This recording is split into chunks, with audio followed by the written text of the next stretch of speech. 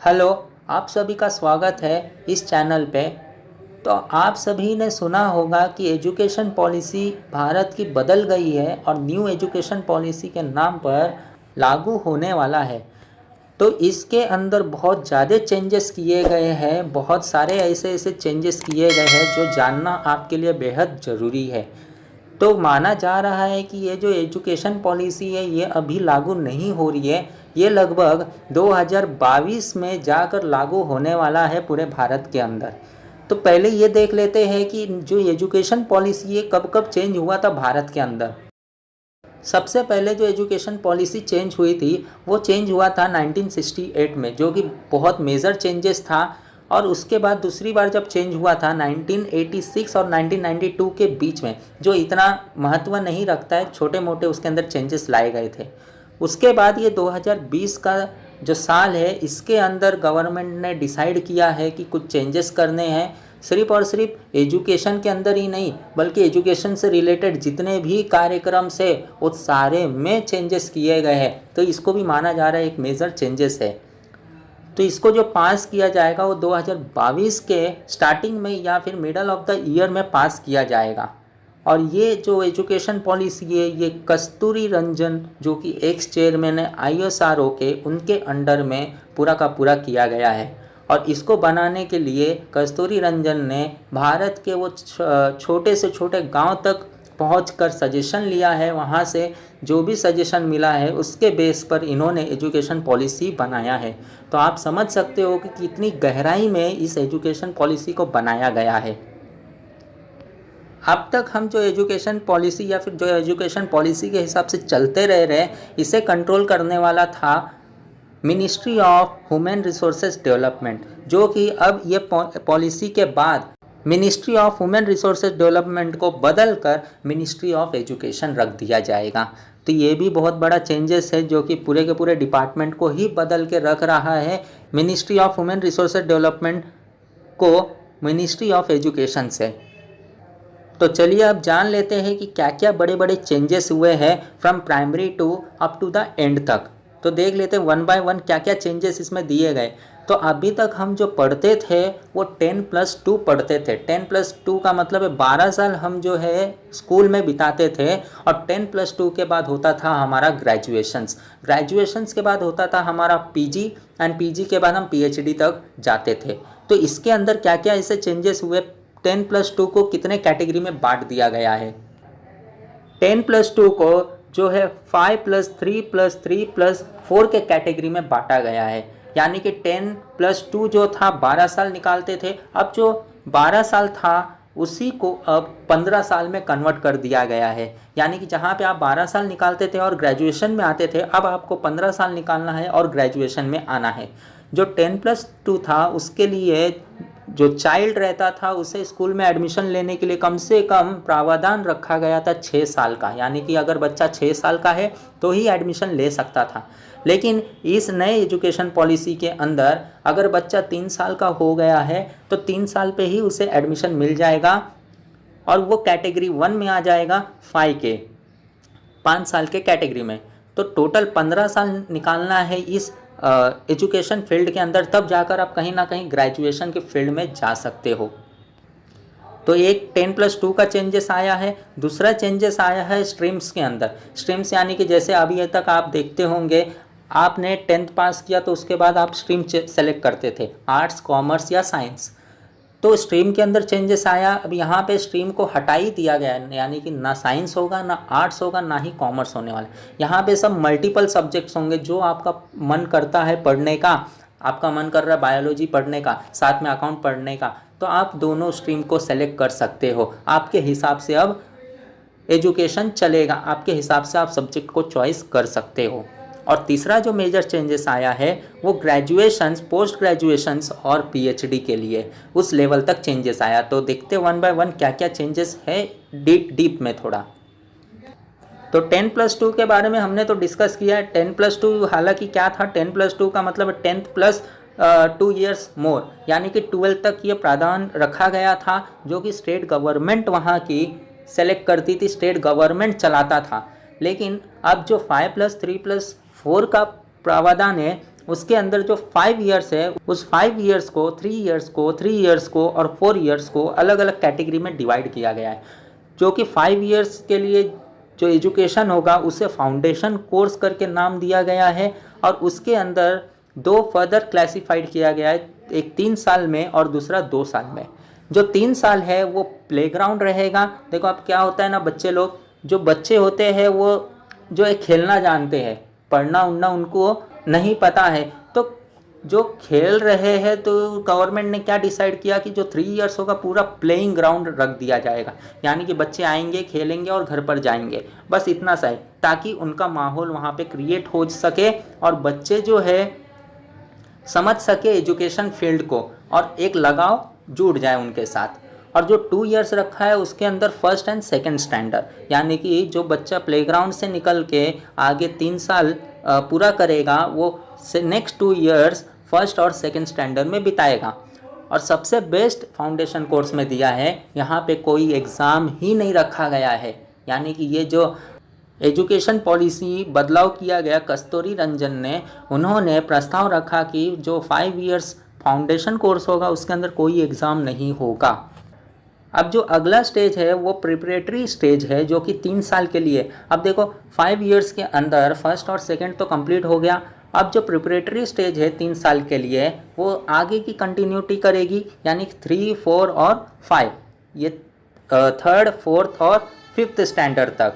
और इसके अंदर बेसिक एग्जामिनेशंस को लिया जाएगा। बेसिक यानी कि यहाँ पे आदत दिलाई जाएगी, हाँ एग्ज़ाम्स हो रहे हैं, धीरे धीरे एग्ज़ाम्स को उनको आदत दिलाई जाएगी, जो कि 2 कैटेगरी में इसको भी डिवाइड किया गया। पहला जो एक्टिविटी प्लस स्टडी, यानी कि उनके साथ स्टडी तो हो रहा है, साथ ही साथ एक्टिविटी भी ली जाएगी, यानी कि थोड़े मोटे मोटी प्रैक्टिकल्स वगैरह लिया जाएगा। और दूसरा जो है लैंग्वेज में, यानी कि यहाँ पे आपको चूज़ करना पड़ेगा कि कौन सा लैंग्वेज पढ़ना है। यहाँ पे आपका स्कूल या आपकी जो एजेंसी से वो आपके ऊपर दबाव नहीं बना सकते कि आपको यही लैंग्वेज पढ़ना है। आपको रीजनल लैंग्वेज पढ़ना है, यानी कि अपना मातृभाषा पढ़ना है, या आपका नेशनल लैंग्वेज पढ़ना है, ठीक है, नेशनल लैंग्वेज हिंदी पढ़ना है, या फिर इंग्लिश पढ़ना है। आपके ऊपर डिपेंड है आपको क्या पढ़ना है ना, मदर टंग में लैंग्वेज पढ़ना है या फिर नेशनल लैंग्वेज या इंग्लिश, आपके ऊपर डिपेंड है आपको क्या चाहिए। उस हिसाब से गवर्नमेंट आपको ऑप्शन दी है और आप चूज़ कर सकते हो। अगला जो है मिडल स्टेज। अब मिडल स्टेज के अंदर क्या किया गया है, यहाँ पर जो भी एग्ज़ाम्स होंगे वो थोड़े हाई लेवल के कर दिए गए। हमने फाउंडेशन कोर्स में देखा वहाँ पे कोई एग्ज़ाम नहीं था, प्रिपरेटरी स्टेज में देखा वहाँ पे एग्ज़ाम्स थे, यानी कि वहाँ पे एग्ज़ाम बेसिक तरीके से लिया गया। अब मिडल स्टेज जो अगला प्रावधान रखा गया है उसके अंदर एनुअल एग्जामिनेशन और साथ ही साथ थोड़े हाई लेवल के एग्जामिनेशंस को रखा गया, जो कि कुछ सब्जेक्ट में भी डिवाइड किया गया, यानी कि ये सारे सब्जेक्ट कंपलसरी है। जैसे कंप्यूटर कोड, अब इसको कंपलसरी कर दिया गया। अब तक कंपलसरी नहीं था, यानी कि आपको कंप्यूटर पढ़ने की ज़रूरत ही नहीं पड़ती थी। कंप्यूटर के जो बुक्स थे आते तो थे, लेकिन पढ़ने की कोई ज़रूरत नहीं, एक ऑप्शन में रख दिया जाता था। लेकिन इस एजुकेशन पॉलिसी के अंदर आपको कंप्यूटर कोड के बारे में पढ़ने मिलेगा, आपको कंप्यूटर के बारे में पढ़ना मिलेगा कंपलसरी। उसके बाद ओकेशनल्स रखा गया है। ओकेशनल मतलब आपके हिसाब से जो भी एक्टिविटी में आपको इंटरेस्टेड है वो चीज़ें आप कर सकते हो अब इसके साथ। यानी कि आपको अगर इंडोर गेम खेलना है, आउटडोर गेम खेलना है, चेस खेलना है, अगर कोई लड़कियां है तो उनको स्विंग मशीन वगैरह चलाना है, सिलाई मशीन वगैरह चलाना है, तो इन सभी के लिए रखा गया गवर्नमेंट ने यहाँ पर ओकेशनल के तौर पर, तो वो भी कर सकते हैं। बहुत ही अच्छा है। इससे क्या बेनिफिट मिलेगा, जिसको किसी फील्ड में जाना है तो उसको प्रैक्टिकल नॉलेज अभी से मिलना चालू हो जाएगा। यानी कि जो 3 साल का था मिडिल स्टेज, लगभग 6, 7 और 8, यानी 6 स्टैंडर्ड, 7 स्टैंडर्ड एंड 8 स्टैंडर्ड तक यहाँ पे ओकेशनल रखा गया, तो थोड़े बहुत माइंड डेवलपमेंट के लिए बहुत बेनिफिटेड है। उसके बाद मैथ्स, साइंस, आर्ट्स जैसे भी थे अभी जैसे चल रहे हैं, जैसे मैथ्स है अभी भी हम लेते हैं, साइंस से लेते हैं, आर्ट्स, हिस्ट्री, पॉलिटिकल साइंस वगैरह ये सब भी हम आज भी लेते हैं, तो वो सब एज इट इज़ रखा गया, इसमें कोई चेंजेस नहीं किया गया है। बाकी इंडियन लैंग्वेज, एक लैंग्वेज भी सब्जेक्ट दिया गया है। जैसे हमने देखा था प्रिपरेटरी स्टेज के अंदर, वहाँ पे भी आपको चॉइस मिलता था रीजनल, नेशनल और इंग्लिश में। वैसे ही यहाँ पे भी चॉइस है, आप लैंग्वेज को सेलेक्ट कर सकते हो आपके हिसाब से। अब जो लास्ट स्टेज है 4 साल का, जो जिसको बोला गया सेकेंडरी स्टेज, तो इसके अंदर सेकेंडरी स्टेज के अंदर आपका 9th 10th 11th and 12th, यानी कि 9th standard 10th standard and 11th and 12th standard आता है।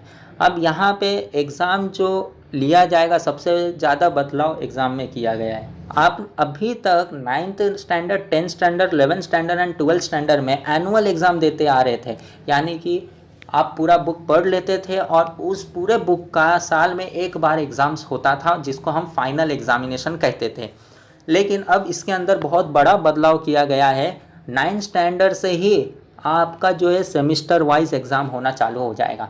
अब सेमिस्टर वाइज कैसे होगा, यानी कि जो आप एक साल में पढ़ते थे, अब आपको 6 महीने में पढ़ना पड़ेगा और उसका सेमिस्टर 6 महीने बाद होगा, जिसके अंदर जितना भी बुक दिया गया था सेमिस्टर के लिए, वो पूरा बुक उसके अंदर आने वाला है। तो ऐसे ही सेमिस्टर 1 एंड सेमिस्टर 2, एक साल में 2 सेमिस्टर आपको देने पड़ेंगे। आप अगर ग्रेजुएशन में होंगे अभी, तो इस एजुकेशन पॉलिसी के हिसाब से आपको FY SY और TY में मिलता था ऐसे सेमिस्टर देखने को। लेकिन अब न्यू एजुकेशन पॉलिसी के हिसाब से 9th 10th 11th and 12th से ही चालू हो जाएगा आपको semester wise examination.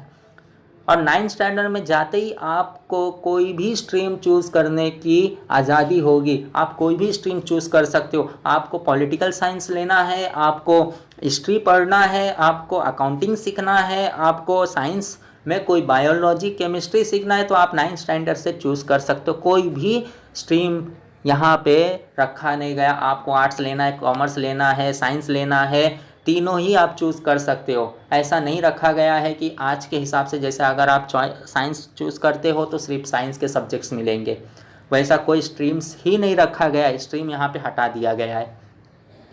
Multiple subject, वही मतलब मल्टीपल सब्जेक्ट आप चूज़ कर सकते हो, कोई भी यहाँ पे प्रॉब्लम नहीं है। क्रिटिकल थिंकिंग, अब देखो यहाँ पे एक नया बदलाव किया गया। क्रिटिकल थिंकिंग का मतलब है कि अब स्टूडेंट को प्रेशराइज किया जाएगा थोड़े बहुत अपने माइंड से काम करने के लिए। अब क्रिटिकल थिंकिंग का एक कॉमन अगर वर्ड बोलूँ तो कॉमन सेंस कहलाता है। जैसे आप कोई काम करते हो तो उसके अंदर आप किस तरह बेहतरीन तरीके से कर सकते हो, ये आपसे अच्छा कोई और नहीं बता सकता। तो उसके अंदर थिंकिंग करने की पावर इसको डेवलप की जाएगी। और एक और दिया गया foreign language. Foreign language means अब यहाँ पे आप एक चूज़ कर सकते हो सब्जेक्ट लैंग्वेज जो कि फॉरेन का होगा। आपको चाइनीज़ पढ़ना है, चाइनीज़ चूज़ कर सकते हो। आपको जो है इटालियन पढ़ना है, जर्मन पढ़ना है, तो फॉरेन के जितने लैंग्वेज उसमें से एक आप चूज़ कर सकते हो इसके अंदर। तो ये भी अच्छा दिया गया है। इसके अंदर इंग्लिश भी आ जाएगा। तो ये थोड़े स्ट्रक्चर थे 5+3+3+4 के। अब थोड़े डिस्कस कर लेते ग्रेजुएशन लेवल में क्या क्या चेंजेस आए। तो ग्रेजुएशन लेवल में फर्स्ट ऑफ ऑल यहाँ पे तो कोई स्ट्रीम होगा ही नहीं, जैसे 9th में नहीं था, 10th में नहीं था, 11th एंड 12th में कोई स्ट्रीम्स नहीं थे। उसी तरह ग्रेजुएशन लेवल में भी कोई भी स्ट्रीम्स को नहीं रखा गया और चेंजेस बहुत मेजर लेवल पे हुआ है ग्रेजुएशन में भी। जो ग्रेजुएशन अभी तक हम जानते थे सिर्फ 3 साल का था, लेकिन अब इसको 3 साल से बढ़ाकर पूरे 4 साल का कर दिया गया है। ठीक है, तो जो 4 साल का है उस 4 इयर्स तक अलग अलग नाम भी दिए गए हैं। अगर आप आज के समय के हिसाब से देखोगे, जो ग्रेजुएशन 3 साल का था, अगर आप FY करते हो, फर्स्ट ईयर करते हो और वहाँ पे रिज़ल्ट आपको मिलता है, तो वो रिज़ल्ट कुछ सालों तक वैलिड होता था, उसके बाद वो वैलिड नहीं होता था, यानी कि आपको फिर से करना पड़ता था और कोई भी इम्पोर्टेंस नहीं देते थे FY या SY स्टैंडर्ड को। लेकिन इस एजुकेशन पॉलिसी को चेंज होने के बाद ये FY SY यानी first year, second year, third year और फोर्थ ईयर कोई भी ईयर आप अगर करते हो तो वहाँ पे वो सर्टिफिकेट वैलिड कहलाएगा। तो जो फर्स्ट ईयर है उसको सिर्फ सर्टिफिकेट कहा गया। जो फर्स्ट ईयर अगर आप कंप्लीट करते हो न्यू एजुकेशन पॉलिसी के अंदर, तो उसको सर्टिफिकेट, जो आपको रिजल्ट मिलेगा उसको सर्टिफिकेट कहा गया है। सेकेंड ईयर अगर आप कंप्लीट करते हो तो उस सर्टिफिकेट को हम डिप्लोमा करके नाम दिया गया है, डिप्लोमा सर्टिफिकेट।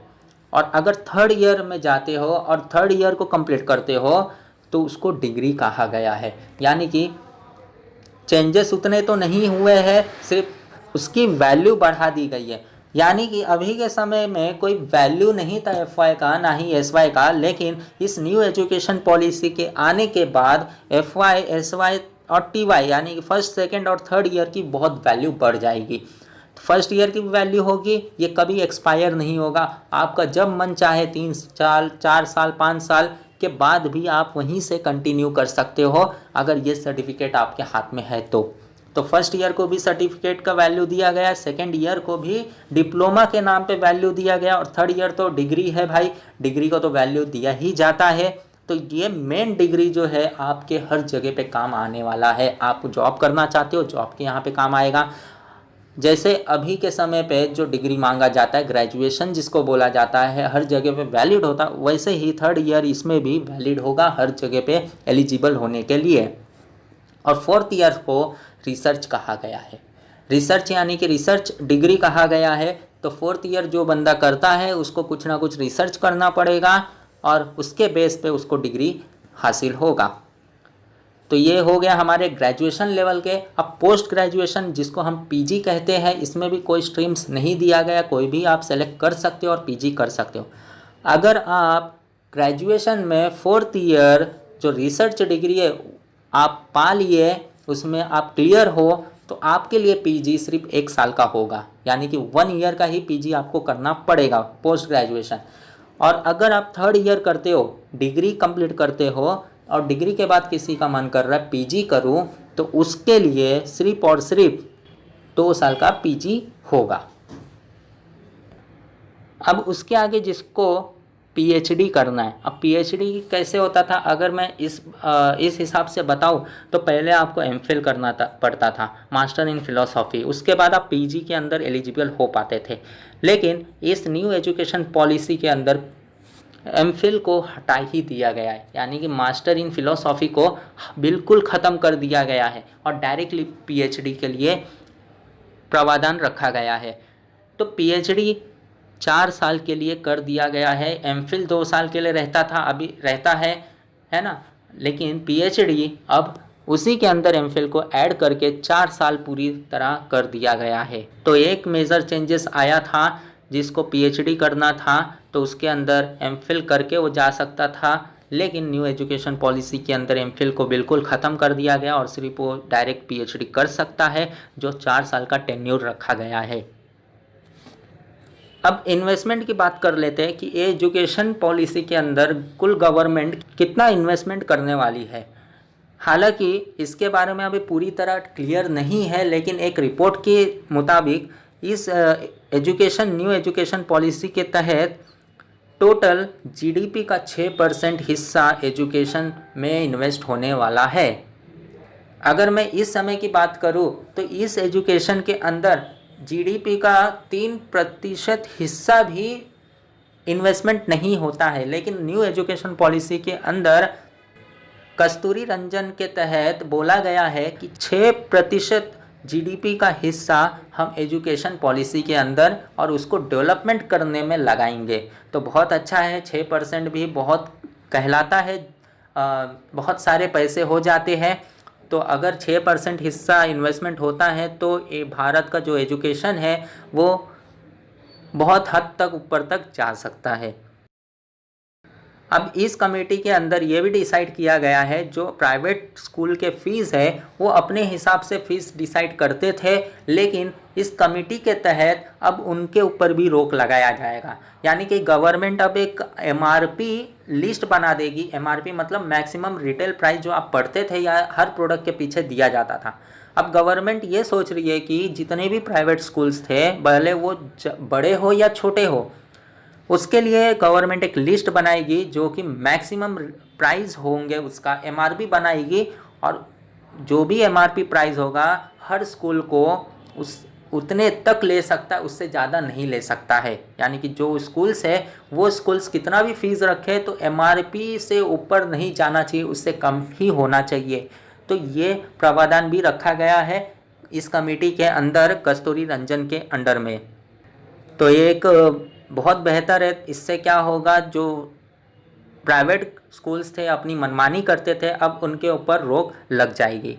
और तीसरा जो है ओकेशनल फैसिलिटी, जो कि बहुत बेहतरीन लाया है। अभी तक तो ओकेशनल की कोई भी फैसिलिटी हमें नहीं दिखती है, लेकिन इस न्यू एजुकेशन पॉलिसी में ये नया एक्टिविटी को जोड़कर बहुत अच्छा काम किया। इससे लोगों को प्रैक्टिकल नॉलेज भी मिलेगा। अब जो अगला दिया गया है वो रिज़ल्ट के बेस पे दिया गया है। रिज़ल्ट के बेस पे यानी कि अगर स्टूडेंट्स को पास होना है तो अभी हम सिर्फ एग्ज़ाम्स लिखते हैं, उसमें मार्क्स लाना है और पास हो जाते हैं, लेकिन अब वैसा नहीं है। न्यू एजुकेशन पॉलिसी के अंदर अगर आपको रिज़ल्ट में पास देखना है तो उसके लिए आपका मार्क्स तो चाहिए, साथ ही साथ सेल्फ कॉन्फिडेंस भी देखा जाएगा। जैसे आप इंटरव्यू में जाते होंगे, कहीं इंटरव्यू देखे होंगे, तो वहाँ पे उसको जज किया जाता है कि उसका सेल्फ कॉन्फिडेंस कैसा है, तो वो देखा जाएगा। फ्रेंड के सपोर्ट भी देखे जाएंगे, यानी कि आपके फ्रेंड से पूछा जाएगा कि ये बंदा पढ़ने में कैसा है, ये बंदे का नेचर कैसा है। अगर आपका नेचर बहुत अच्छा है तो मार्क्स अच्छा मिलेगा, आपका नेचर अच्छा नहीं है, लोगों से झगड़ा करते हो, तो आपको इफ़ेक्ट करेगा रिज़ल्ट के ऊपर। तो ये उससे भी जोड़ा गया है और टीचर के व्यू ऑफ पॉइंट्स को भी जोड़ा गया है, यानी कि आप टीचर भी शामिल हो गए आपके रिज़ल्ट के अंदर। और अगर टीचर ने अच्छा बोला आपके प्रति या तो आपका मार्क्स रेज होगा, अगर टीचर आपके बारे में अच्छा नहीं बोलता है, कुछ मिस्टेक बोलता है, तो आपका मार्क्स डाउन हो जाएगा। तो इसके वजह से इनडायरेक्टली रिजल्ट के ऊपर इफेक्ट होने वाला है। सिर्फ अब आपका मार्क्स नहीं काउंट होगा, बल्कि आपसे जुड़े हुए हर लोग काउंट होंगे आपके रिजल्ट के लिए। उसके बाद फॉरेन का कुछ बताया गया है, यानी कि जो यूनिवर्सिटीज़ आप देखते होंगे, अब बाहर वाले जो यूनिवर्सिटीज़ है, फॉरेन यूनिवर्सिटी जिसे हम कहते हैं, जैसे ऑक्सफोर्ड, कैम्ब्रिज नाम सुने होंगे, ये सारी यूनिवर्सिटीज़ भी इंडिया में इन्वेस्ट कर सकती है। अब इसके ऊपर भी गवर्नमेंट विचार कर रही है कि वो ये यूनिवर्सिटीज़ भी इंडिया में आकर अपने बिजनेस यानी कि अपनी एजुकेशन फैसिलिटीज़ को इंडिया में प्रोवाइड कर सके। तो इसके ऊपर भी विचार चल रहे हैं, लेकिन वो सारी फॉरेन यूनिवर्सिटीज़ को अलाउ नहीं किया गया है। गवर्नमेंट कुछ लिस्ट बनाएगी, टॉप 50 या उससे ज़्यादा हो सकता है, वो वही यूनिवर्सिटी सिर्फ इंडिया में आ सकती है। अदर दैन दैट यूनिवर्सिटी कोई यूनिवर्सिटी इंडिया में नहीं आएगी। जो गवर्नमेंट अलाउ करेगा वही यूनिवर्सिटी सिर्फ आ सकती है। अब इसके अंदर और एक बहुत अच्छा किया गया है, जो सेपरेशन ऑफ डिपार्टमेंट किया गया है। अब सेपरेशन ऑफ डिपार्टमेंट का मतलब है, अभी अगर हम देखें तो सेपरेशन ऑफ डिपार्टमेंट तो दिया गया है, लेकिन सेपरेशन ऑफ डिपार्टमेंट किस बेनिफिट के लिए दिया गया उसके बारे में कुछ बताया नहीं गया है। यानी कि वहाँ पे जो डिपार्टमेंट है, जैसे रिजल्ट डिस्ट्रीब्यूशन डिपार्टमेंट, वो रिजल्ट तो करता है लेकिन साथ ही साथ दूसरा भी काम कर लेता है। तो अब यहाँ पे जो separation of department in new education policy में दिया गया है, बहुत बेहतरीन दिया गया है। इसके अंदर सभी के लिए अलग अलग डिपार्टमेंट्स बनाए गए, वो सिर्फ और सिर्फ उसी के ऊपर फोकस करेगा, उसके अलावा दूसरे पे फोकस नहीं करेगा। जैसे रिजल्ट एग्जामिनेशंस का, रिजल्ट का हो गया, एग्जामिनेशंस का हो गया, अपॉइंटमेंट करना है टीचर्स को या कंट्रोल करना है उन सारे यूनिवर्सिटीज़ बोर्ड्स को, ठीक है। तो इसके बारे में बताया और टीचर्स की ट्रेनिंग के बारे में बताया गया है। तो टीचर्स की ट्रेनिंग, जैसे कि अगर आज के समय की बात करें तो यहाँ पे स्टेट गवर्नमेंट डिसाइड करती थी कि टीचर्स कैसे होने चाहिए, कौन आने चाहिए और क्या ट्रेनिंग होना चाहिए।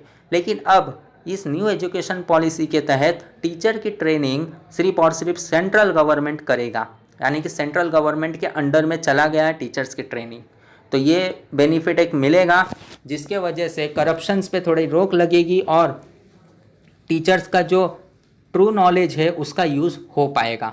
तो यहाँ पर अब गवर्नमेंट के हाथ में ही नहीं है, यानी कि स्टेट गवर्नमेंट के हाथ में कुछ नहीं है, सब सेंट्रल गवर्नमेंट अब देखने वाली है इस न्यू एजुकेशन पॉलिसी के तहत।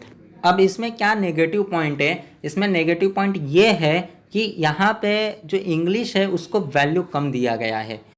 अब इसके वजह से थोड़ा बहुत इफ़ेक्ट देखने को मिलेगा, लेकिन खैर कोई प्रॉब्लम नहीं है। जो भी बनाया गया बहुत अच्छा बनाया गया है, इससे बहुत सारे चेंजेस होंगे और एक नया लेवल मिलेगा एजुकेशन फील्ड को।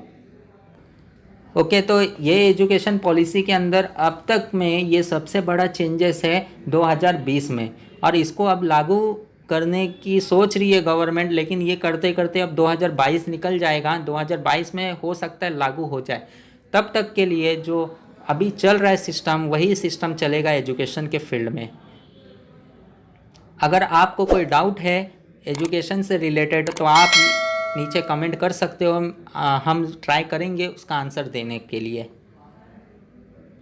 और अगर आप टेलीग्राम ग्रुप को ज्वाइन नहीं किए हो हमारे, तो आप डिस्क्रिप्शन में लिंक दिया गया है, आप जाकर क्लिक करके हमारे टेलीग्राम ग्रुप को ज्वाइन कर लो। और जितने भी लेक्चर से हम 1 बाय 1 उसके अंदर अपलोड करते रहते हैं। तो इस वीडियो में बस इतना ही। अब हम मिलते हैं नेक्स्ट वीडियो में, तब तक के लिए टेक केयर एंड धन्यवाद।